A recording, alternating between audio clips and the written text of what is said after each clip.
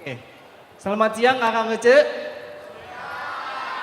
Oke, Assalamualaikum warahmatullahi wabarakatuh. Kayaknya kayak yang lemes, emang belum pada makan itu? Yakin belum makan? Oke, salam Om Swastiastu, Namo Buddhaya, salam kebajikan bagi kita semua. Selamat datang kembali di kegiatan Agri Summit, yaitu di Talkshow kali ini, Talkshow Karir, di mana ini diselenggarakan oleh Fakultas Pertanian Unpad bersama keluarga alumni Fakultas Pertanian Unpad. Di hari ini kita fokus untuk membicarakan tentang karir teman-teman. Mungkin teman-teman ada yang mahasiswa baru, mungkin ada yang mahasiswa lama juga sempat bingung setelah kuliah itu ngapain sih sebenarnya gitu. Kita mau kemana gitu. Ada kepikiran ke sana gak teman-teman? Ada kepikiran sempat bingung cari kerja gak? Ada gak? Oke. Alhamdulillahnya di kesempatan kali ini kita kedatangan juga dari 3 narasumber keren nih. Yang pertama ada Pak Andri Taher. Beliau merupakan Recruitment Corporate Manager di Musimas Group. Dan yang kedua, pembicara yang kedua, Cenazila Sahputri SPMM. Beliau merupakan Sustainability Manager di PT Sawit Nabati Agro. Dan yang ketiga, Bapak Amron Sirwan SP Regional Head West Area PT BC Internasional Tbk. Keren-keren gak teman-teman? Kita coba untuk mengakselerasi pengalaman kita dengan bertanya langsung kepada narasumber-narasumber yang ahli di bidangnya. Ada Pak Andri, nanti coba tanya tips and trick wawancara di di Musimas Group misalkan. Dan lain sebagainya, kita coba ulik ya. Karena ada mahasiswa baru, saya minta untuk menyanyikan lagu Lenggang Melenggang, boleh gak? Coba ya. Oke, kita panggilkan ketiga narasumber kita. Untuk ketiga narasumber kita dipersilakan. Kita sambut dengan meriah. Lenggang melenggang. Hei hei siapa dia?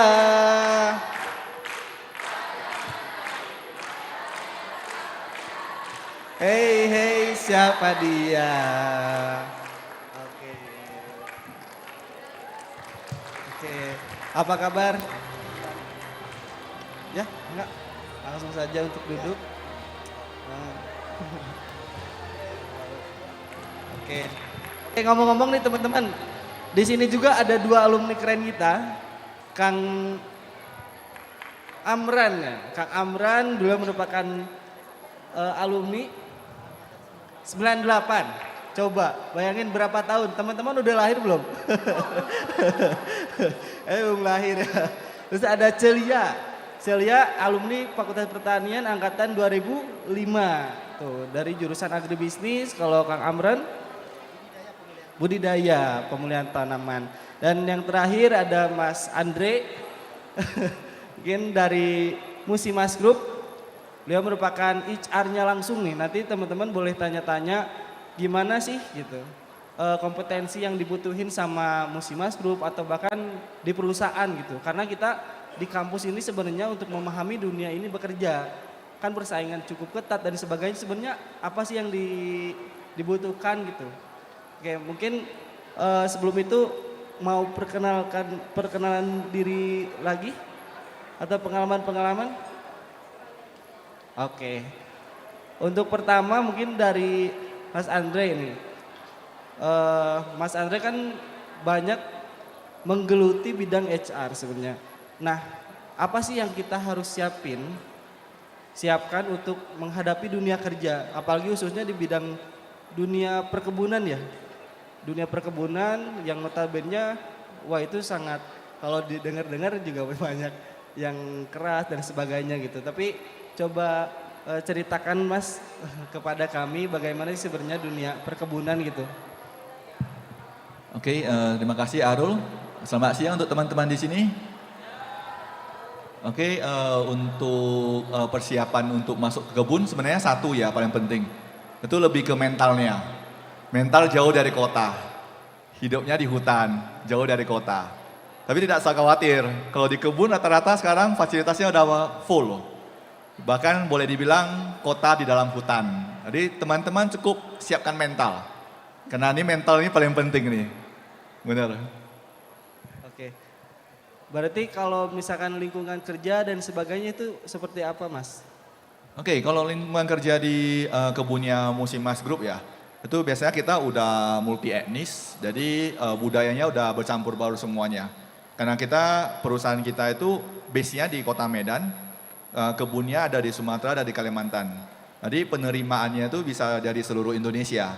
Jadi sehingga kultur budaya ini udah tercampur di sana. Jadi budayanya bisa di-adjust lah di sana. Yang penting anak-anak ini siap untuk di kebun. Gitu. Oke. Sebelumnya kalau saya tahu Mas Andre ini udah berkecimpung di dunia perkebunan sawit itu berapa tahun, Mas? Boleh dibilang ini perusahaan saya yang kedua. Jadi saya udah kerja di Musimas dari tanggal 17 Mei 2008. Jadi kurang lebih udah 16 tahun, sorry. 16 tahun, terus bagaimana tuh tahap ke tahap sampai sekarang menjadi di posisi sekarang gitu ya? Oke, kalau untuk ceritanya karir saya, kebetulan saya bukan seorang tamatan psikologi, saya tamatan dari IT, sarjana saya tuh Eskom, oke. Jadi dulunya tuh zaman saya tuh adalah ditawarin kerja, mau nggak kerja di HR? Apa sih HR? Kita pun belum tahu ya. Yang penting zaman saya tuh kita coba dulu, kita mau belajar, dan tentunya kita mau diajarin, semua itu bisa didapat. Jadi saya masuk itu tahun 2008, awalnya itu saya handle-nya untuk recruitment officer divisi perkebunan. 2008. Jadi 2010 saya dipromosikan untuk assistant manager. Jadi saya handle-nya itu waktu itu recruitment-nya untuk divisi plantation. Jadi estate sama PKS. Jadi seiring berjalan waktu 2014 itu saya udah mulai handle corporate dari hulu ke hilir. Dari industri perkebunan, PKS sampai ke industri jadi. Jadi produk-produk jadinya mungkin teman-teman di sini udah pada kenal semua. Yang paling terkenal itu minyak goreng Sanko. Jadi itu produksi kita. Jadi saya udah handle dari upstream sampai downstreamnya. Nah 2017 saya udah menjadi seorang recruitment corporate manager. Saya handle-nya itu bukan hanya itu saja.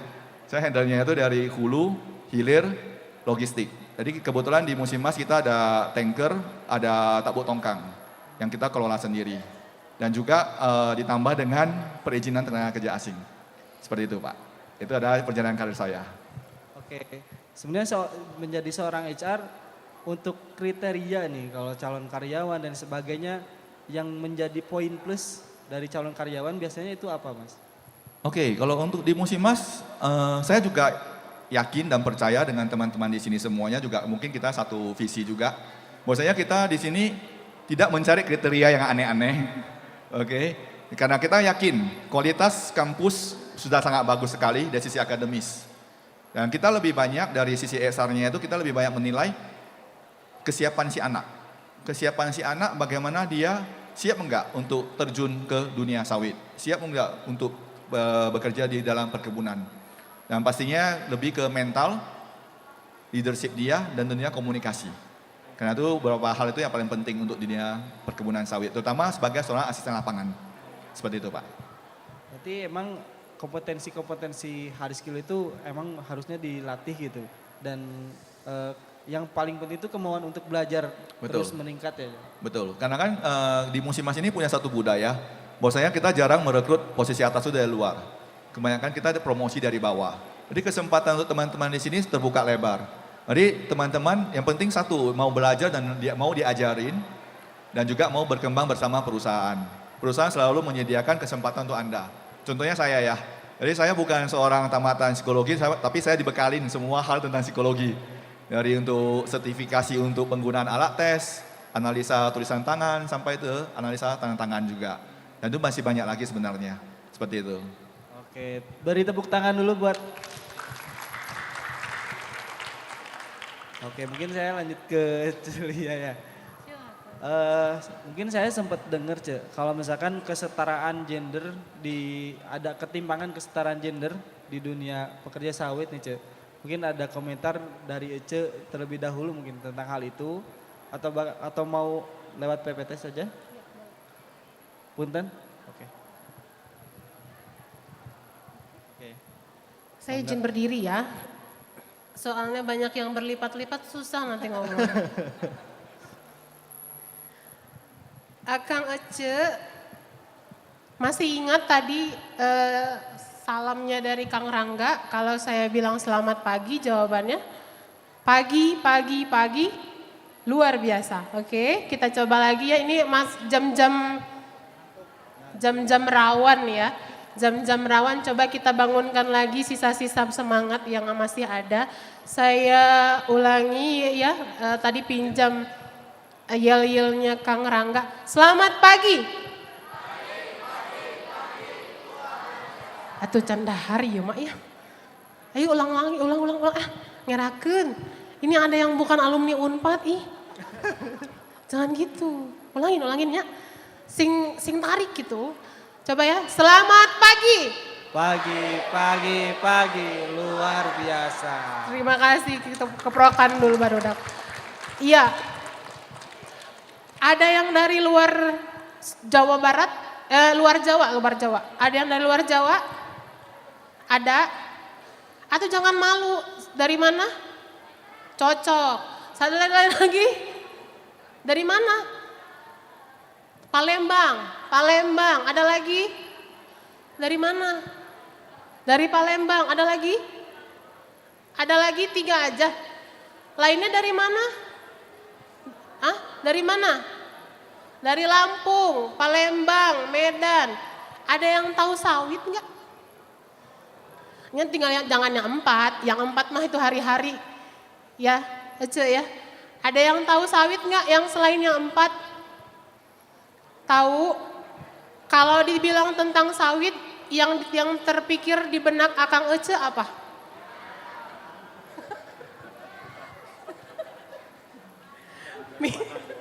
Bener.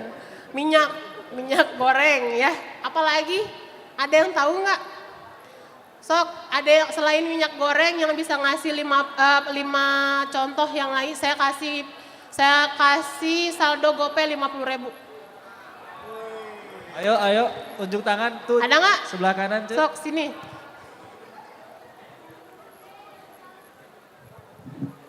Terserah ya, mau GoPay, mau Shopee Pay, segala rupi terserah lah. Jangan malu-maluin dosen ya. Mangga, apa? Mati. Gimana caranya? Ini mungkin. Nah, udah. Oke, sebelumnya perkenalkan nama aku Asia sebagai angkatan agribisnis 2023. Mungkin ketika mendengar kata kelapa sawit, yang terpikir di benak aku itu adalah kelapa sawit adalah komoditas unggulan dari bidang pertanian yang bisa menjadi sumber devisa bagi negara Indonesia itu sendiri. Contoh turunan. produk sawit selain minyak goreng. 5, saya kasih 50.000 saldo GoPay. Help. 5 produk itu ada sabun Ya. sawit, terus ada Ayo, Ponofriend, ada lotion dari sawit juga, lotion, terus ada kecantikan, produk kosmetik, kosmetik. lalu ada Ayo 2 lagi. Ayo Asia. 2 lagi. ada sampo untuk rambut, Sampo. lalu ada hair treatment juga kayak minyak rambut untuk rontok, ketombe gitu. Oke, Cek siapa namanya? Asia. Cek Asia, dikeprok dulu baru Boleh udah. tepuk tangan dulu buat Cek Nanti Asia. nomor handphonenya kasih ke panitia, saya kirimin ya. Iya. Setelah 50.000 melayang ini, kita perkenalan dulu lah sebelum sampai jauh-jauh ya. Perkenalkan, saya Nazlia Syahputri, Akang Ece boleh panggil saya Lia. NPM S1C 050048. Ada yang masih S1C? Atau udah 127? Sudah 1212 begitu ya, sudah angka semua ya? Kayaknya NPM udah semua? zaman. Udah nggak zaman, bener. Saya NPM S1C 050048. Boleh dicek apakah masih terdaftar sebagai alumni atau tidak. Ya, saat ini saya menjabat sebagai Sustainability and Certification Manager di PT Sawit Nabati Agro yang merupakan bagian dari IOI Corporation Berhad, sebuah perusahaan multinasional yang basisnya itu ada di Malaysia. Sebelumnya saya sempat mengabdi sama Pak Andri juga, dan sebelumnya lagi saya pernah di Sinarmas Agribusiness and Food selama 11 tahun. Saya lulus tahun 2009, angkatan 2005, lulus 2009, pas lah ya, nggak kurang nggak lebih. Kemudian saat ini saya base-nya ada di Kalimantan Tengah. Nah, sedikit sebelum tadi kalau bapak-bapak, akang-akang ini memang memang supporter ya, donatur. Kalau saya mah enggak, jadi saya ambil colongan sedikit mempromosikan perusahaan tempat saya bekerja sekarang. Akang boleh next? Oke. Saat ini IOI berada di 4 benua dari 5 benua yang ada. Jadi kita ada di nomor 19. Saya terutama bekerja di nomor 19. Kemudian untuk operasional itu ada sampai ke Amerika Latin dan Amerika Utara. Akang Ece, kenapa saya tunjukkan ini? Karena tadi kalau kita bicara, next Kang, next. Kalau kita bicara masalah kelapa sawit, maka sebenarnya itu tidak hanya berbicara masalah minyak goreng. Tadi Cak Asia udah kasih 5 contoh, tapi ada ratusan bahkan ribuan contoh lain yang sebenarnya merupakan produk dari minyak kelapa sawit. Kalau saat ini mungkin bagi sebagian Akang Ece berpikir bahwa kelapa sawit adalah perusak lingkungan, perusak alam, mengganggu hak asasi manusia. Pertanyaannya apa iya? Sudah pernah tahu belum di lapangan? Ya kan? Jadi kita kenal lebih lanjut. Kalau tadi Akang Ece yang sebelum-sebelumnya berbicara masalah secara umum dan juga merupakan bagian-bagian dari potensi karir Akang Ece setelah nanti lulus sebagai sarjana pertanian, saya coba kenalkan salah satu sektor yang bisa menjanjikan enggak cuma terbatas ada di dalam kebun. Enggak cuma akan terbatas menjadi orang lapangan saja, yaitu perusahaan kelapa sawit. Kalau kita lihat dari mulai bangun sampai tidur lagi, kita nggak terlepas sama produk kelapa sawit. Mulai dari bangun tadi, cuci muka, ada kelapa sawitnya. Makan sereal, ada kelapa sawitnya. Bahkan sampai kalau yang masih zaman nggak sih baca koran, pada masih baca koran nggak sih subuh-subuh teh? Enggak lah ya, pakai HP segala macam sekarang ya. Tapi kalau yang masih pakai baca koran, bahkan kertas koran pun ada kandungan minyak sawitnya. Segitu tergantungnya kita sebagai manusia dari mulai bangun tidur sampai tidur lagi, itu sangat tergantung ataupun sangat berkaitan dengan produk minyak kelapa sawit. Maka kemudian ini bukan produk ataupun ini bukan sektor main-main Akang Ece. Ini bukan sektor sepele. Kenapa sebuah perusahaan seperti IOI Corporation Berhad punya operasional sampai ke Amerika Utara dan Amerika Latin.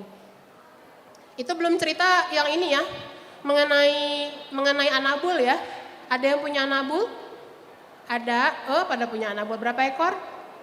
Saya 11 ekor.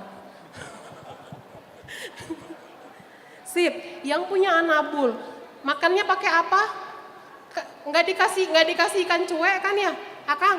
Yang punya anabul kasih makan apa? Yang punya anabul kasih makan apa? Tuh Royal Canin komodai. Yang penting bukan dikasih ikan cuek ya, tapi Kalau saya biasanya tongkol aja. Nah itu cuek itu, keluarga cuek itu, cuek dan kawan-kawan. Yang masih kasih makannya pakai yang berbungkus, maka di situ ada kandungan minyak sawit. Jadi kalau terlalu dibenci, nanti lama-lama jadi cinta. Sok kita lihat. Lanjut Kang. Nah, coba diklik lagi Kang, sekali lagi. Satu lagi. Tah, kalau Akang Ece berpikir setelah keluar dari kampus tercinta ini, mikirnya kalau jadi sarjana pertanian itu akan jadi petani aja, maka Akang Ece salah besar. Tadi sudah jadi artis, sudah ada. Jadi HRD sudah ada, ya. Saya mau kasih tahu ini langsung satu paket ya. Silahkan dipilih nanti yang mana paling bagus mas silakan ya. Dari mulai di awal planters. Tuh, ada mantan planters Jawara, Kang Utar. Ya. Kemudian mau fokus di konservasi, bisa. Konservasinya mau apa? Flora apa fauna? Bisa. Mau pemberdayaan petani, kalau petani sawit mah jangan disepelein ya. Mereka udah punya forum sendiri. Mereka punya forum di Edinburgh, mereka punya forum di Utrecht. Itu setiap tahun mereka akan ke Eropa. Mau jadi pendamping petani sawit, bisa. Lanjut, mau jadi apa di situ? Belum. Belum. Acan atuh sabar. Mau jadi apa? Mau ke government, jadi ASN, bisa. Ada sektor ASN di situ. Mau di logistik, bisa. Sampai ke masalah retailer, sarjana pertanian sekarang itu digunakan dan bermanfaat. Maka jadilah manfaatnya. Ambil cari ilmunya.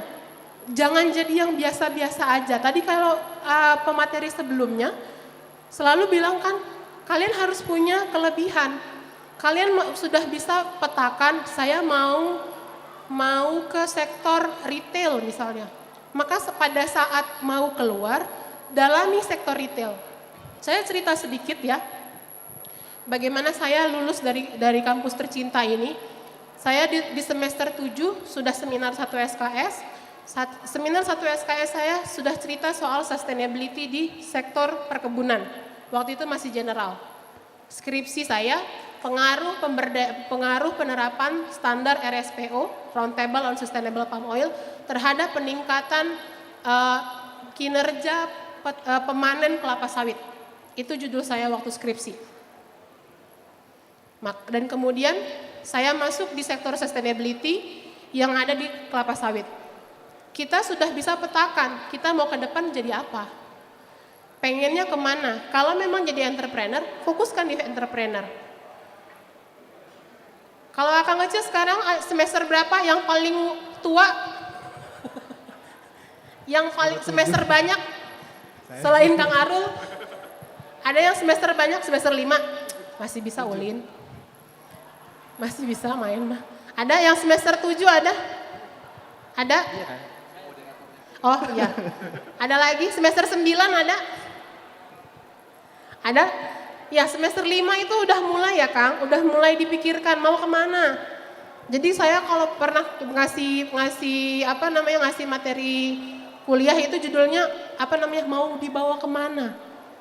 Kalau ada yang pernah ikut di 2022. Ya sampai kepada masalah retail di Superindo. Superindo itu anggota RSPO. Artinya apa? Dia fokus sama pertanian. Khususnya sektor perkebunan kelapa sawit. Next Kang. Nah tadi ditanya, gimana sih wanita itu bisa bertahan? Ece tadi yang dari Medan, Ece yang dari Lampung, Ece yang dari Palembang. Kira-kira ada minat nggak kerja di sektor sawit? Ada dong. Ini tuh gara-gara nggak enak aja atau beneran? Ya, saya mau cerita sedikit bagaimana perempuan bisa bertahan di sektor kelapa sawit yang katanya itu cukup struggle. Bahkan yang laki-laki aja pada pulang. Bagaimana kemudian saya bisa bertahan selama 14 tahun di sektor ini. Next Kang. Kalau kita lihat, ini sengaja saya blurkan ya, Akang Ece pasti sangat gampang mencari berita itu. Kalau cerita masalah perempuan di sektor sawit, maka yang dibicarakan itu adalah negatifnya. masalah sexual harassment, masalah ketidakadilan upah, masalah security, masalah ketidakjelasan hubungan kerja. Mungkin benar. Dan itu terjadi, pertama, bukan masalah pembelaan ya, itu mungkin terjadi bukan hanya di sektor sawit, tapi di banyak sektor yang lain. Tapi kemudian tolong dilihat bagaimana kemudian sawit itu bisa memperbaikinya. Kita coba resumekan, next Kang.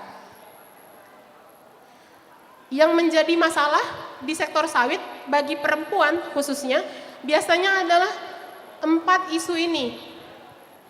Masalah tidak punya hubungan kerja karena biasanya yang direkrut suaminya sekeluarga datang. Istrinya ikut, anaknya ikut, tapi istri dan anaknya itu tidak punya ikatan kerja. Kalau tidak punya ikatan kerja, kalau terjadi apa-apa, kecelakaan kerja, maka tidak ditanggung. Karena memang tidak ada ikatan kerjanya. Tuh nggak ada hubungan, ngapain? Gitu kan? Nah itu yang menjadi isu, menjadi ketimpangan bagaimana kemudian perempuan itu bisa bekerja ataupun berkarir di sektor sawit. Yang kedua ada ketimpangan upah, karena dianggap pekerjaan perempuan itu akan lebih sedikit daripada pekerjaan laki-laki, padahal belum tentu ya. Sudah pasti belum laki-laki bakal lebih kuat daripada perempuan di lapangan? Pasti gitu? Perempuan? Belum kan? Bisa jadi malah hasil kerjanya perempuan bisa lebih banyak dan lebih rapih daripada laki-laki. Kemudian adanya diskriminasi. Diskriminasi seperti misalnya perempuan hanya pada pekerjaan-pekerjaan kasar, pekerjaan-pekerjaan tertentu saja, ART, tukang kebun, tapi bukan pada pekerjaan-pekerjaan utama. Kemudian adanya rentan pelecehan karena memang kondisinya jauh dan juga mengenai minimnya keterwakilan. Biasanya serikat pekerja itu pengurusnya laki-laki. Maka kemudian keterwakilan dari perempuan itu sangat jarang. Dia mau curhat, mau kasih tahu masalah, itu nggak ada orangnya yang bisa mendengar. Itu yang menjadi isu-isu utama bagaimana perempuan itu berkarir di sektor kelapa sawit. Next Kang. Tapi kemudian Akang Ece zaman sekarang mah ada yang namanya penerapan sustainability. Saya sekalian promosi pekerjaan saya juga. Terutama yang agribisnis ya. Agribisnis itu kalau ibarat kata puzzle itu langsung match dengan yang namanya sustainability. Kenapa? Saya ulang-ulang ini. Karena sustainability itu belajarnya multi sektor, multi ilmu. Belajar HRD, belajar sosial, belajar ekonomi, belajar perdagangan internasional, belajar manajemen, semuanya. Di mana sustainability itu ya begitu, gado-gado, nggak bisa satu. Kalau misalnya cuman kuat di sosial, begitu di ekonomi pusing saya. Kalau saya ngambil orang antropologi misalnya, saya rekrut tim saya orangnya antropologi, dia akan fokus masalah antropologinya saja. Tapi kalau orang sosek, terutama ya agribisnis, sosek mah nggak kenal ya kalau sosek sekarang mah ya. Kalau agribisnis dia akan bisa lihat dari banyak sektor. Nah itulah yang kemudian Akang Ece, terutama yang agribisnis ya, yang agrotek juga bisa kemudian itu diasah kembali. Tadi makanya kalau Kang Rangga bilang analytical skill, problem solving itu menjadi penting. Bagaimana masalah kecil dicari, dianalisa, kemudian ditemukan solusinya. Itu jauh lebih penting daripada sekedar Ece ngambil mata kuliah harus dapat A+. Mohon maaf, bukan saya bilang mata kuliah nggak penting ya, tapi kemudian yang lebih penting adalah bagaimana Akang Ece bisa memanfaatkan ilmu tersebut, kemudian bisa mengasah analisa dan juga problem solvingnya. Oke, nah berbicara masalah problem solving, sustainability itu menjadi solusi. Bagaimana isu tadi itu bisa diminimkan atau bahkan dihilangkan. Karena kenapa? Dalam requirement ataupun kebutuhan sustainability apalagi yang mengenai sertifikasi, ada hal-hal yang harus diikuti, hal-hal yang harus dipastikan dikerjakan mengenai training. Kalau sudah training berarti ada peningkatan kapasitas. Kalau sudah ada peningkatan kapasitas maka kesempatan untuk berkarir bisa lebih naik lagi. Dari karyawan harian lepas jadi karyawan tetap. Dari karyawan tetap menjadi, kalau bahasa di kebun itu mandor. Dari mandor bisa jadi staff. Karena ada program training. Adanya penerapan health and safety. Ada yang tahu health and safety? Apa? Kesehatan dan keselamatan kerja. Kalau sudah penerapan kesehatan dan keselamatan kerja, paling atas itu ada komitmen. Harus punya kebijakan K3. Habis ada kebijakan ada apa? SOP. Habis ada SOP ada apa? Panduan. Habis ada panduan apa? Ada program. Habis ada program ada apa? Implementasi. Maka ketika perusahaan sudah berkomitmen terhadap health and safety, hal-hal yang seperti tadi, pelecehan, kemudian kecelakaan kerja, itu bisa diminimalisir atau bahkan dihilangkan. Kemudian adanya career opportunity, itu tadi yang berkaitan dengan training ya. Selanjutnya ada gender equity atau kesetaraan gender. Saya di kalangan manajer di tempat saya memang cuma satu, tapi saya bisa mengcover 10 manajer yang lain. Memang kan namanya perempuan itu lebih dominan ya. Lebih dominan, lebih cerewet, lebih mau didengar. Ya kan? Nah, itu kita manfaatkan, kita punya kelebihan sebagai perempuan menjadi sebuah potensi sehingga kita bisa memiliki puncak karir yang lebih baik. Dan yang terakhir adalah mengenai komite. Itu tadi yang saya sampaikan bahwa perlu ada komite ataupun orang yang bertanggung jawab khusus kepada karyawan perempuan supaya ketika ada apa-apa mereka bisa enak dengan bicara. Kalau dengan staf laki-laki ataupun dengan pengurus serikat pekerja laki-laki mungkin akan terbatas ya.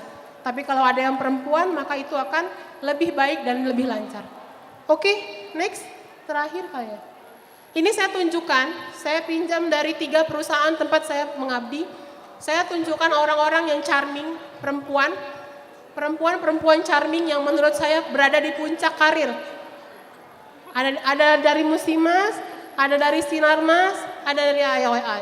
Saya ambil 3 di tempat saya, masing-masing 3, karena saya itu 3 perusahaan. Mereka adalah orang-orang yang saat ini punya top level. Artinya apa? Ece semuanya suatu hari akan di posisi mereka. Caranya gimana? Komitmen. Komit dengan apa yang keputusan yang diambil. Karena pada akhirnya berkarir itu alasannya cuma 3. Uang, keluarga, atau lingkungan kerja. Bisa dapat 3-tiganya, alhamdulillah saya sekarang dapat 3-tiganya. Tapi kebanyakan orang akan memilih salah satu atau salah 2. Kalau uang, mungkin akan jauh dari keluarga. Kalau memilih untuk keluarga, mungkin pendapatannya kurang. Tapi bisa juga kita keluar itu karena lingkungan kerjanya yang toksik. Nah, lingkungan kerja yang toksik itu relatif, tidak ada tolak ukurnya. Karena itu kembali lagi terhadap ketahanan Akang Ece semua terhadap lingkungan itu. Jangan bilang kalau lingkungan kerja di kota itu lebih enggak toksik daripada lingkungan kerja yang ada di kebun. Belum tentu. Jadi siapkan dulu tadi seperti yang dibilang Kang Andri, mentalitas, komitmen, dan apa yang mau dituju. Tadi pilihan antara 3. Mau uang, mau dekat keluarga, atau mau cari lingkungan kerja yang baik. Mungkin itu dari saya. Terima kasih. Oke, kita beri tepuk tangan dulu buat Celia.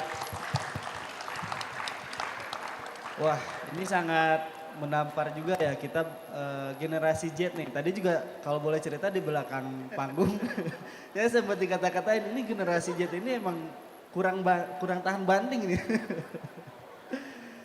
Karena saya lihat ada yang ngantuk-ngantuk dikit, kita jargon dulu ya. Ini jargon baru dari saya.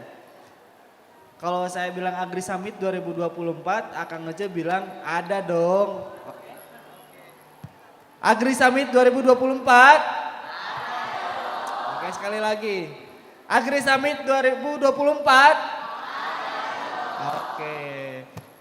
Kita akan lanjut ke Kang Amran. Beliau cukup banyak juga ya tentang, saya pengen tahu gitu cerita menarik atau pengalaman menarik di dunia perkebunan, Kang. Dan mungkin yang bisa 1 kali 2 kali menampar generasi Z ini. Untuk lebih tangguh lagi ke depannya gitu. Ya, bismillahirrahmanirrahim. Assalamualaikum warahmatullahi wabarakatuh. Selamat sore rekan-rekan semua, Akang Ece, KMFP ya.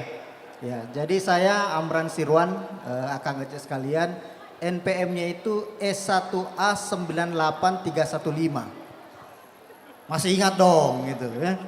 Ya, jadi 98 ini. Mungkin beberapa dari Akang Ece belum lahir itu, Kang Erul. Jadi rekan-rekan semua, saya di Fakultas Pertanian ini bukan hanya mendapatkan ilmu, tapi juga mendapatkan istri, Mas Andri. Jadi alhamdulillah istri saya sudah dalam perjalanan ke sini juga akan menghadiri acara reuni kita. Insyaallah besok akan join sama kita sore ini. Istri saya namanya Desi Suryarini, Akang Ece, angkatan 2000. Saya angkatan 98, istri saya 2000. Kami sama-sama pemuliaan. Kalau saya pemuliaan jagung, istri saya itu pemuliaan kacang hijau. Nah, jadi korban senior dia tuh Kang Erul. Jadi beda 2 tahun. Pemulihan tanaman gitu. Ya, jadi pemuliaan. Nah, jadi kami berdasarkan ilmu yang kami dapatkan itu bahwa semakin jauh jarak kekerabatan gen itu akan bisa menghasilkan hybrid yang superior. Nah, jadinya saya ini orang Bugis. Akang Ece dari Makassar sana lah ya, Sulawesi Selatan. Istri saya orang Jawa, orang Solo. Jadi secara kedekatan gen agak jauh. Alhamdulillah anaknya 2 sekarang itu lumayan superior, lebih baik daripada orang tuanya, rekan-rekan semua. Ya, baik Bapak Ibu sekalian, rekan Kang Ece. Jadi sedikit Kang Ece, sekarang saya diamanahkan oleh PT BC International Tbk sebagai regional head untuk West Area. Jadi West Area itu Indonesia bagian barat mewakili seluruh Sumatera, kemudian Banten, kemudian Jakarta, Jawa Barat, dan Kalimantan Barat. Nah, kemudian sebelum saya dipindahkan ke Indonesia Barat, 2022 sampai 2023 itu handle East Regional. East Regional itu seluruh pulau Sulawesi. Nah, jadi dari Sulawesi kembali ke Jakarta. Nah, tadi Lia bilang uang yang utama, yang pertama uang, kemudian keluarga, kemudian kondisi kerja. Kalau saya yang ini tuh ya saya memilih yang pertama itu keluarga. Yang ini tuh menyusul jadinya dua-duanya yang ini. Ya pilihan itu ya. Jadi saya yang pertama itu memilih kenapa mau pindah ke Jakarta karena saya mau dekat sama keluarga. Ada SK-nya keluar tuh dipindahkan ke Jakarta Mas Andre. Alhamdulillah. Nah gitu. Jadi rekan-rekan semua saya sedikit cerita. Saya 98 masuk, keluarnya itu alhamdulillah 2005. Saya memaksimalkan gitu. Maksimal 7 tahun itu kuliah. Jadi lama kuliah itu tidak ada korelasinya dengan kesuksesan kita ke depan, itu nggak ada rekan-rekan semua. Jadi nggak ada. IPK rekan-rekan semua. Tadi saya cerita sama Celia nih. Saya itu baru sadar IPK saya itu di semester 5 rekan-rekan semua. Karena ada pergantian dosen wali.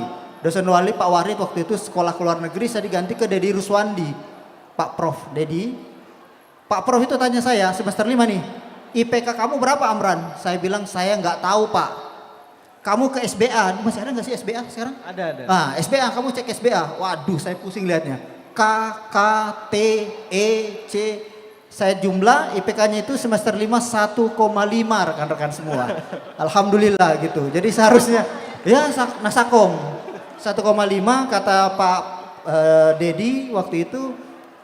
Kalau kamu tidak berubah itu harusnya di DO nih. Kita kasih kesempatan lulus 2,75 itu udah luar biasa. Alhamdulillah rekan-rekan saya lulus 2005 itu IPK saya itu 3,03. Iya dong.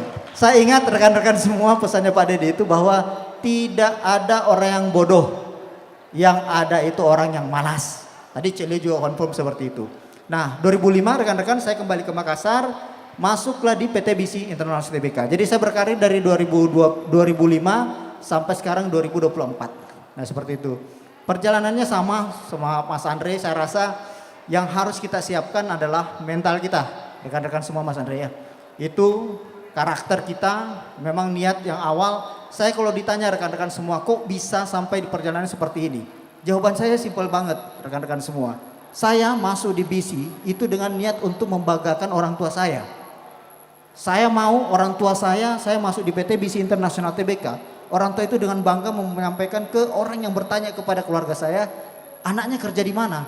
Anak saya kerja di PT BC International Tbk. Itu yang menjadi pegangan saya rekan-rekan semua. Alhamdulillah kita berkarir dari bawah, dari agronomis namanya. Agronomis itu memegang satu kabupaten. Satu kabupaten, kemudian kita ada promosi menjadi marketing eksekutif, itu memegang beberapa kabupaten. Kemudian 2010 saya menjadi area manager untuk Sultan Batara, Sulawesi Selatan, Barat dan Tenggara, itu 2010 sampai 2020. Nah itu memegang 3 provinsi. Nah sekarang menjadi regional head untuk Indonesia Barat. Nah di atasnya kita itu tinggal satu Mas Andre, tinggal presiden direktur aja Mas Asis. Nah gitu kan, perjalanannya begitu, tinggal level 2, tinggal lompat lagi level 1. Kita juga pengen dong ada nanti lulusan UNPAD ini yang menjadi level 1 di perusahaan kita Mas Andre gitu ya. Nah itu jadi rekan-rekan semua, saya juga tidak berpanjang lebar supaya nanti ada forum diskusi Kang Hairul. Jadi di depan booth kita di BC itu ada QR, sama saya rasa dibayar juga ada, di Musimas juga ada QR yang boleh Akang cek tuh. Di QR tersebut itu ada 31 lowongan kerja.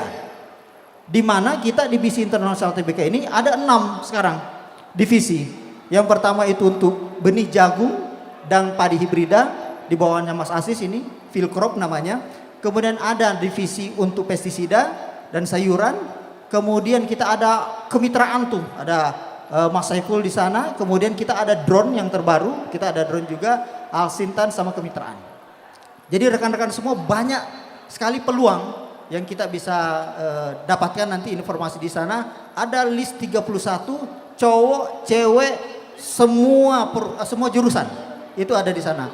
Silahkan nanti dicoba di cross check, boleh disampaikan ke tetangganya, ke adiknya, ke kakaknya, walaupun bukan jurusan pertanian, itu semuanya ada lengkap di situ. Silahkan dimasukkan rekan-rekan semua. Itu boleh difoto, boleh di share ke semuanya. Tadi pagi saya sudah sampaikan ke Pak Medi juga, mohon izin Kang Hairul nanti kemungkinan nanti bisa lah sama Musimas sama Lia juga. Kita minta ada season khusus, waktu khusus nanti untuk bicara kita di kampus deh ngomongnya gitu. Supaya kita mendapatkan akses yang lebih. Kita datang ke sini mau melihat ada adik-adik kita, Akang ngecek sekalian yang jauh lebih baik lagi persiapannya untuk menggantikan kami yang ada di sini gitu. Jadi ayo rekan-rekan semua, Akang ngecek semua, mari kita maksimalkan semua potensi yang ada. Bismillah. Sekali lagi kalau alasannya saya itu motivasi itu sederhana banget. Saya mau membanggakan orang tua saya gitu, itu aja jadi pegangannya saya. Terima kasih, lebih kurangnya saya mohon maaf. Assalamualaikum warahmatullahi wabarakatuh. Oke, terima kasih buat ketiga pembicara kita yang sangat keren dan luar biasa. Mungkin menjadi motivasi juga bagi saya. Jadi kalau boleh cerita, dulu itu saya ketika masuk agribisnis, saya kepikiran langsung pengen jadi pegawai bank. Itu pertama kali langsung ketika googling dan lain sebagainya. Oh ini cukup menarik juga nih. Tapi setelah beberapa tahun sekarang, apalagi setelah pertemuan kali ini, membuka pikiran saya juga gitu, bahwa alumni lulusan Fakultas Pertanian itu bukan hanya menjadi pegawai bank saja gitu, tapi banyak pilihan-pilihan lain. Oke, selanjutnya mungkin barangkali ada yang mau bertanya, 1 atau 2, Akang Ece yang penasaran nih tentang dunia kerja, khususnya mungkin di perkebunan. Oh mangga, ada, oh ya, ada 2, Kang Munawar. Mangga, Kang Munawar sama Ece-nya buat maju ke depan saja. Maju ke depan. Maju ke depan aja.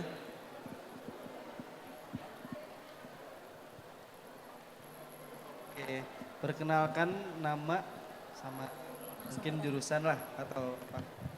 Baik, Assalamualaikum warahmatullahi wabarakatuh. Sebelumnya selamat siang, perkenalkan saya Zahra, mahasiswa agroteknologi, khususnya peminatan di tanaman perkebunan angkatan 2020. Alhamdulillah sudah lulus dan akan wisuda tahun ini di bulan November. Sebelumnya izin menceritakan sedikit mengenai pengalaman saya. Di semester 6 saya pernah magang MSIB di Silangit, Sumatera Utara mengenai budidaya tanaman kopi. Kemudian skripsi saya juga mengenai tanaman kelapa sawit. Tentang pemanfaatan kompostan kos kelapa sawit yang dikombinasikan dengan asam humat. Nah mungkin dari pengalaman saya tadi baik secara teori di kampus maupun pengalaman secara langsung di lapangan, saya ingin bertanya apa peluang kerja yang bisa didapatkan dengan pengalaman tadi, kemudian skill apa yang dibutuhkan untuk bisa mendapatkan posisi tersebut, seperti itu. Terima kasih. Oke, mungkin peluang dan tantangan ya, biar ada plus minusnya begitu. Terima kasih Ece. Langsung duduk lagi. Ya, mangga. Duduk lagi. Boleh Kang Munawar. Baik. Perkenalkan nama saya Munawar, saya dari Fakultas Pertanian jurusan Agroteknologi angkatan 2022. Jadi mungkin tadi kan sempat dimention juga oleh Lia juga mengenai kayak bahwa sawit itu tidak semuanya buruk gitu, bahkan banyak manfaat benefitnya juga gitu. Nah, saya sendiri sebenarnya agak tertarik dengan bidang sawit, tapi stereotip orang terutama dari keluarga saya, family saya itu bahwa sawit ini buruk gitu, walaupun saya memberikan sudah menjelaskan mengenai kayak pemanfaatan di bidang lain gitu, bahwa banyak juga bidang lain bisa dimanfaatkan. Nah, di Celia ada nggak sih kayak mungkin kayak saran ataupun bagaimana sih kita meyakinkan persuasif ke orang-orang bahwa pemanfaatan tadi itu real dan kemudian apa ya cara memberitahu orang-orang itu bahwa sawit ini tidak buruk gitu, karena banyak benefit lain yang bisa kita ambil begitu. Terima kasih. Oke, cukup jelas. Akang Ece. Ya. Mungkin tadi tuh Jahra. Dari Jahra sama Kang Munawar. Mungkin untuk sawit mungkin ada bagian khusus ya. Lia dulu. Ya, nanti ditambahin oleh Kang Amran ataupun Pak Andri ya. Jadi untuk Zahra, memang kalau agrotek itu, kalau saya pribadi kurang familiar. Hanya kalau melihat dari mengenai pengalaman yang tadi saya sampaikan, sudah pernah magang dan juga skripsinya mengenai kelapa sawit, yang paling dekat itu adalah laboratorium di perusahaan. Laboratorium contoh yang saya tahu sedang buka itu apa Kang? Damimas ya. PT Damimas di Sentul itu sedang mencari staf yang agroteknologi. HR-nya angkatan 9 berapa? Kang Ade teh? 97. Nanti setelah ini ketemu saya. Ya. Nanti kita bicarakan tentang itu. Yang bisa karena gini ya, kalau kenapa kemudian ada KAFP? Bukan cuma KRFP, tapi ada KAFP. Kenapa? Supaya Akang Ece punya koneksi yang gak biasa saja. Fungsinya kami ini adalah sebagai penghubung Akang Ece untuk mencari ataupun menggapai apa yang Akang Ece mau. Kalau kami bisa bantu, kita akan dahulukan. Yang sudah terjadi, mohon maaf, ini saya curhat sedikit ya. Saya sudah dahulukan Akang Ece, kemudian dikecewakan di bulan kedua dengan alasan tidak tahan. Karena sinyalnya lep-lepan katanya. Curhat ini memang, ini mewakili akang-akang di sebelah saya juga, bukan cuma saya sendiri gitu. Jadi kalau mau mencari yang di kota, maksudnya yang mau dimaui kita, boleh. Pertanyaannya, Akang Ece sequalified apa? Dibandingkan dengan universitas-universitas yang ada yang lain. Kalau bisa menjawab pertanyaan saya, maka sok bertahan di kota. Tapi kalau tidak, yang tadi dibilang sama Kang Rangga, masalah bekerja keras dengan bekerja cerdas. Di tahap kami memang sudah bekerja cerdas. Kalau boleh sombong ya, dari mulai saya masuk Sinarmas, masuk Musimas, masuk Ayo Ayo, saya nggak di interview. Saya masuk Sinarmas tahun 2010 karena saya jadi moderator HRD-nya Sinarmas waktu datang ke kampus tahun 2010. Waktu itu HRD-nya nggak bisa cerita kondisi di kebun kayak apa. Yang jawab saya. Kelebihan saya di situ. Kenapa? Karena saya penelitian di kebunnya beliau. Ya, jadi Akang Ece kalau mau bertahan mencari yang memang nyaman, kayaknya ini enaknya kerja di sini, nggak apa-apa. Jawab dulu pertanyaan saya. Tanya pada diri sendiri, kelebihan apa yang bisa Akang andalkan ketika orang yang ada di kota mencari kandidat fresh graduate. Kalau belum ada, maka cari dulu kelebihannya. Lengkapi semua kelebihan-kelebihannya, baru maju cari yang lebih bagus. Kita nggak bilang Akang Ece harus sampai mati ada di kebun, enggak. Kang Utar memilih untuk keluar. Itu pilihan. Tapi kemudian kelebihannya sudah ditanam. Nanti kapanpun misalnya Kang Amren, Kang Utar ayo ke tempat saya, ayo dah itu. Saya udah cukup ilmu agronomi mah gitu kan contohnya. Ya. Jadi kembali lagi ke Cejahra. Yang saya bisa paling bisa saya bayangkan saat ini yang masih inline ya, itu adalah di laboratorium dan itu menarik. Ya. Oke, kemudian Kang Gunawan ya. Sawit itu gak buruk untuk Iya. kasih tahu ke Iya, Kang Gunawan. Munawar. Oh, Kang Munawar, mohon maaf. Kang Munawar memang saat ini bahkan level nasional pun kita masih kekurangan publikasi sawit baik. Walaupun hashtagnya ada ya. Mungkin Akang Ece yang sering ngulik di IG, di X ya. Hashtag sawit baik itu banyak. Tapi nggak sebanyak yang buruknya. Gitu ya. Penerapan sustainability kembali lagi. Sustainability itu menjadi komoditas untuk menunjukkan bahwa bahwa implementasi ataupun operasional sawit itu tidak seperti yang dipublikasikan. Karena contoh ya Kang, kalau kita hanya melihat meja ini dari sudut pandang yang kecil saja, maka saya akan bilang meja ini rusak karena sebelah sini combel. Tapi ketika kita melihat ke semuanya, maka saya bilang meja ini bagus, masih bisa dipakai. Pertanyaannya, apakah semua orang punya sudut pandang yang sama? Tidak punya.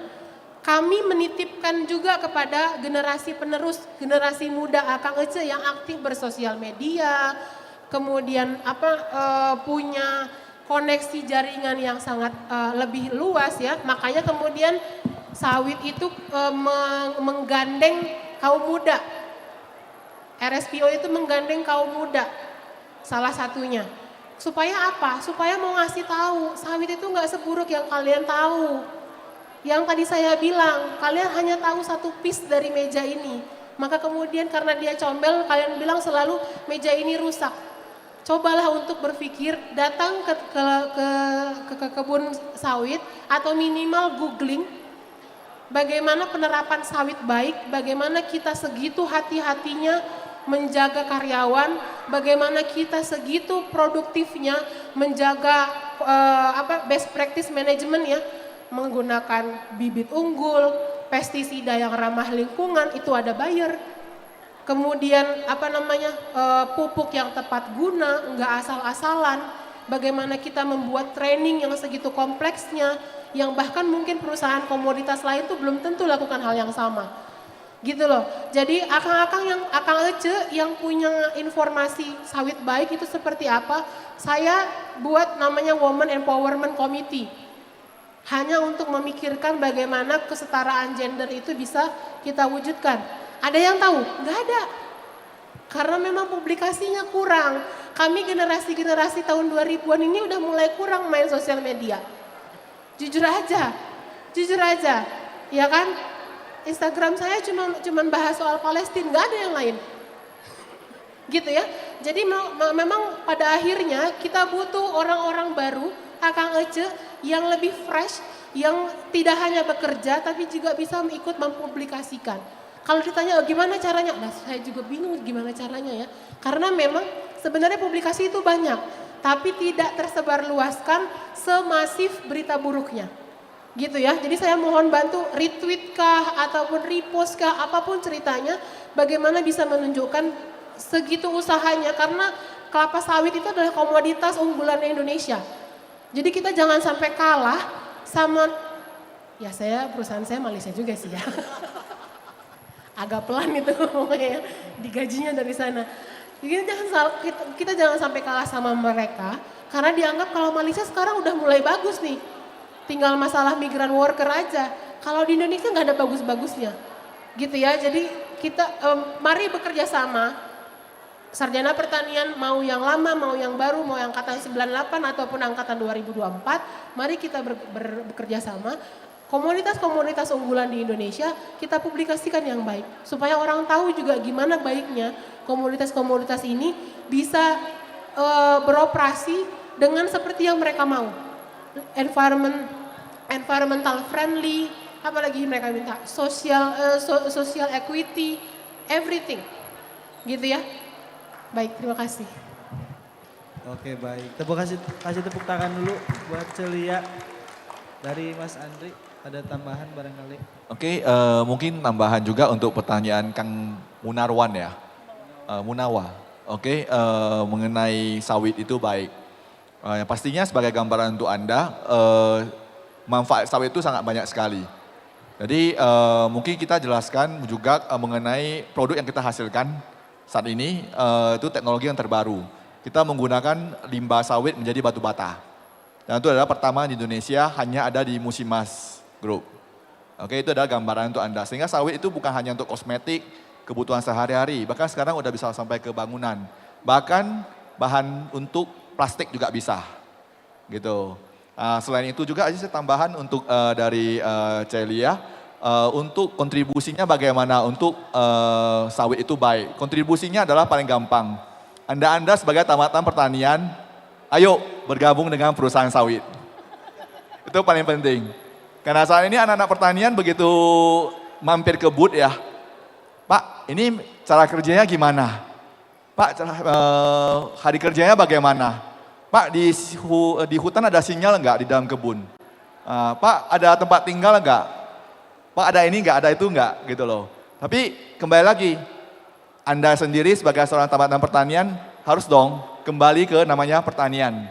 Itu yang paling penting. Itulah tujuan kita hari ini, kita duduk di sini melakukan talk show bareng, agar bisa memunculkan minat kembali. Anak-anak pertanian ini harus kembali ke pertanian, baik di sawit ataupun di tanaman lainnya, gitu loh. Itu yang paling penting. Jangan menyia-nyiakan waktu 4 tahun, 5 tahun, bahkan 7 tahun seperti Pak, sorry. Oke, jadi itu sangat sia-sia sekali. Saya sudah rasakan kesia-siaan saya itu, saya 4 tahun sebagai seorang IT. Tapi sering berjalan waktu, saya sering keliling kampus di Indonesia, dari yang swasta sampai yang negeri, dari Sumatera sampai Kalimantan saya udah jalani. Dan itu ada rasa nyesel saya. Kenapa sih 4 tahun saya ini saya habisin waktu IT, tapi saya kerjanya HRD Pak, gitu. Jadi juga itu menjadi berkah juga ya, saya bisa keliling ke semuanya Pak. Dan saya bisa duduk di sini Pak hari ini. Jadi itu gambaran untuk Anda. Jadi teman-teman di sini, adik-adik di sini, ayo ini adalah kesempatan yang bagus untuk membuka pikiran Anda semuanya. Mari berkarir di dunia perkebunan, gitu. Untuk pertanyaan dari C. Jara ya, untuk wanita sebenarnya banyak posisi yang dilamar. Cuma biasanya sering kita jumpai posisi itu terbatas Bu. Karena kenapa? Karena begitu wanitanya udah masuk, udah jarang keluar. Karena kan orang itu berpikir bahwasanya kesempatan ini sangat-sangat jarang ada. Bahkan saat ini ya boleh dibilang untuk turnover di Musimas Group untuk wanita itu sangat sedikit sekali. Banyak kan yang kalau misalnya pekerja wanita yang berhenti, biasanya sih karena menikah. Harus dekat dengan keluarga, itu paling penting. Untuk lowongan kerja yang ada, mungkin yang untuk sebagai Cejara kualifikasinya tuh seperti sampaikan Bu Lia di labor, R&D. Karena R&D itu banyak speknya. bisa sebagai analis benih, bisa untuk analis tanah dan lain sebagainya. Seperti itu, Ciajara. Oke, mungkin ada tambahan, Pak? Mungkin kalau ada tambahan, tapi ini jadi penasaran Kang Amran. Saya juga pengen nambahin Oh ya, pertanyaan. silakan. Dari Akang kan ada titik balik di mana IPK 1,5 itu jadi jadi 3,3 nih. Ini gimana mendorong generasi muda untuk ya kamu jangan pantang menyerah lah istilahnya. Ya, itu pengalaman yang kurang baik ya rekan-rekan. Jangan kalian targetnya itu semester 5 IPK 1,5, janganlah. Ini pengalaman maksud saya itu kita sharing, jangan putus asa kalaupun ternyata kondisi IPK kita masih mengkhawatirkan. Kita masih bisa bangkit gitu. Ya, seperti yang saya sampaikan tadi tidak ada yang orang bodoh gitu. Yang ada malas. Saya dulu kampus ke Jatinangor itu kerjanya saya main bola aja memang waktu itu. Jadi jarang masuk kuliah gitu. Kita dulu ada sistem titip absen. Nah itu. Itu budaya yang kurang bagus. Ya jadi kalau saya yang tadi Cek Zahra ya. Kalau Cek Zahra di BC itu jauh lebih menjanjikan. Nah untuk Cek Zahra yang pasti yang pertama itu kan Cek Zahra itu nggak akan ke hutan tuh. Ya, kemudian yang kedua itu Cek Zahra itu bisa memilih kira-kira yang mana aja. Dari 31 poin yang ada nanti Cek Zahra bisa di QR code yang di sana itu banyak banget itu. Itu mulai dari staf biotek misalnya atau agroteknologi bisa jadi TPPIC kita, itu banyak banget itu. Dan misalnya kalau kita itu kan terafiliasi dengan Carur Paken Group ya, rekan-rekan semua. Jadi begitu kita merasa nih, aduh saya itu kayaknya kurang cocok deh di BC.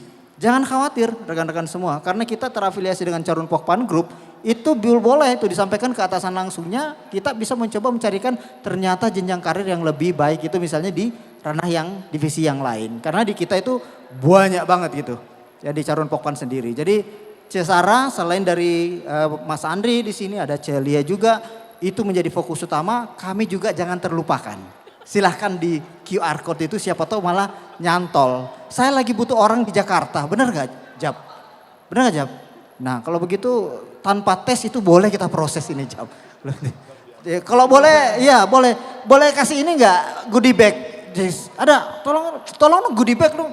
Tadi yang penyanyi dua penanya tadi. Ya, Zahra nanti nasi ke sana. Terima kasih rekan-rekan semua. Ya. Oke, tepuk tangan dulu buat ketiga pembicara kita hari ini. Mungkin yang terakhir dari Mas Andri ada informasi mengenai rekrutmen sama Musimas. Oke, kalau untuk rekrutmennya Musimas hari ini kita cuma satu lowongan. Beda dengan visi ya 31 Pak. Kita satu saja Pak. Jadi satu saja untuk laki-laki jurusan pertanian kehutanan untuk dijadikan sebagai seorang asisten lapangan di perkebunan. Keberangkatannya di bulan November. Oke, jadi trainingnya ini di Pekanbaru. Seperti itu. Jadi kalau misalnya teman-teman berminat silakan QR di sana. Daftarin, besok kita udah kembali ke Medan. Kita akan lakukan tes online hari Selasa. Silakan teman-teman. Oke, terima kasih. Oke, barangkali karena waktu yang cukup mepet, saya izin menyimpulkan beberapa ini pendapat atas pemahaman saya hari ini. Saya percaya untuk Indonesia Emas di tahun 45 nanti bangsa ini membutuhkan SDM yang unggul, SDM yang mampu beradaptasi dan bertahan dalam kondisi apapun, termasuk di dunia perkebunan yang saya rasa emang harus banyak mau belajarnya gitu. Kompetensi itu bisa dilatih, tapi kemauan belajar itu yang paling penting. Dan untuk selanjutnya, saya ingin di kesempatan kali ini juga teman-teman mahasiswa dan mengajak untuk berjejaring keliling-keliling booth dan lain sebagainya untuk menanyakan jaringan yang nantinya bisa menyiapkan karir kita. Mungkin sekian untuk pertemuan kali ini, kita tepuk tangan dulu yang meriah untuk ketiga pembicara kita hari ini. Oke, mungkin dari saya mohon maaf apabila ada kesalahan. Saya Muhammad Herul Imam. Assalamualaikum warahmatullahi wabarakatuh. Boleh yuk.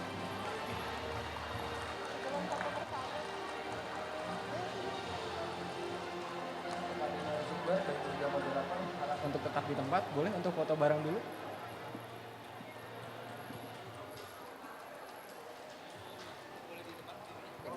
Setelah ini kita akan memberikan cindera mata kepada narasumber dan juga moderator.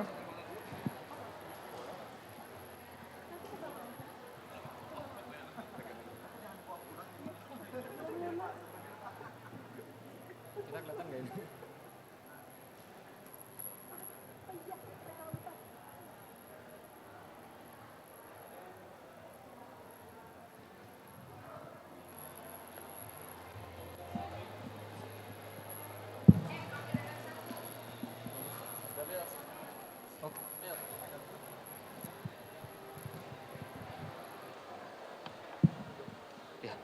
Yang akan menyerahkan cindera mata kepada narasumber dan juga moderator kita, kami undang kepada Bapak Wakil Dekan Bidang Akademik dan Kewirausahaan, Dr. Ahmad Khoibar Trida Kusuma, untuk memberikan kenang-kenangan kepada Cindera mata. narasumber dan juga moderator pada Agri Summit 2024. Oke. Boleh ke moderator terlebih dahulu aja, Pak. Kepada Kang Herul Imam sebagai moderator.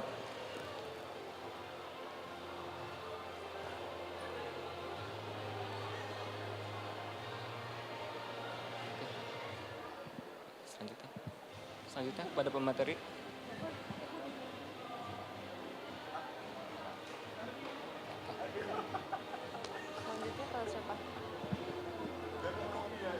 Sama-sama aja udah biarin.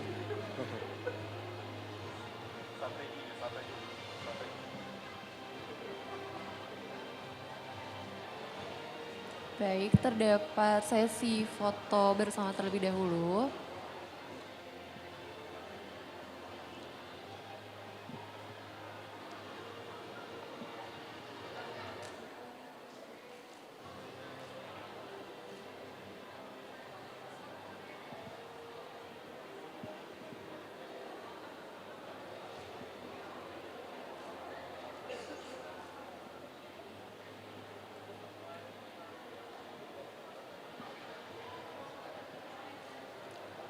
Oke.